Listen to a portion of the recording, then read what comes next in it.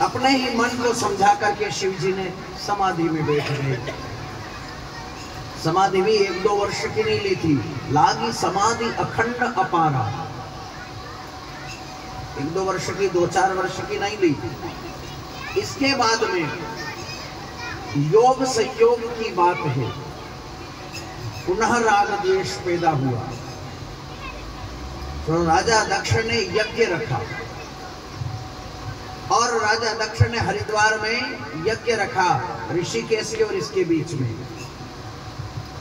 और यज्ञ रख करके राजा दक्ष ने अब यहाँ निमंत्रण करना, सभी को पत्रिका भेजी और उसमें लिखा था नोट, कृपया ध्यान रखें कि घूम घाम करके किसी को शॉर्टकट भी रास्ता में व्यवस्था हो, उसके बावजूद भी घूम करके सभी कैलाश पर्वत के ऊपर से ही हो करके आना है, ये ध्यान रखना।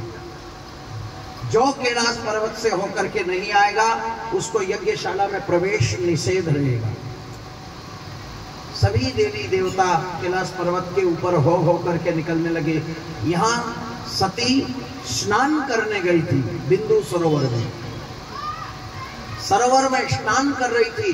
उसी मौके पर चंद्रमा की पत्नी रोहिणी चंद्रमा के साथ में आई थी।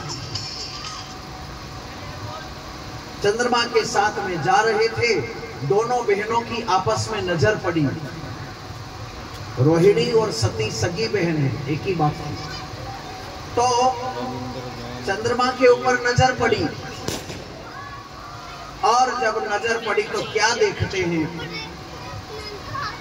अरे बहन तू नहीं चल रही कि तुम आज कहाँ जा रहे हो सज धज करके, अच्छे बढ़िया मेकअप करके, और जा कहाँ रहे हो दोनों जने घूमने घामने के लिए। तो क्या तेरे को पता नहीं है कि हम अपने पिता के घर में यज्ञ में जा रहे हैं और तुमको निमंत्रण नहीं है? यहाँ हमको निमंत्रण नहीं है।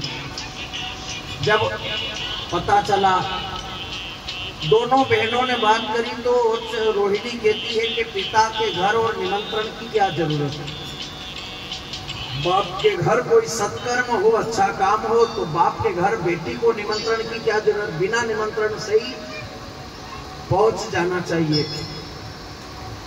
जब इस प्रकार कहा तो सती ने स्नान किया और कपड़े लिए, वस्त्र लिए और वस्त्र लेकर के भोलेनाथ के पास में गई। मटका रखा पानी का, वस्त्र चौड़े उनने चौड़े कर दिए और पाद्य अर्घ दे करके भगवान भोलेनाथ का अर्चना सेवा करने लगी और भोलेनाथ को समाधि से जगाने लगी है। जब समाधि से जगाने लगी तो भोलेनाथ ने अगर पियर जाना होना तो 15 दिन पहले से ही सेवा में बदलाव आ जाता है। ठीक है कि गलत है? अगर पियर जाना हो तो 15 दिन पहले से ही सेवा में, बोली में, विचार में, व्यवहार में एक्सचेंज होने लग जाती है। अब पाद्य अर्घ आचमन दिया, भांग रखी, ये रखा, गांजा रखा, भोलेनाथ की समाधि खोलो, भोलेनाथ समाधि खोलो। भोलेनाथ ने जैसी समाधि खोली, पाद्य अर्घ आचमन देकर के सेवा करी और भांग का गोला दिया।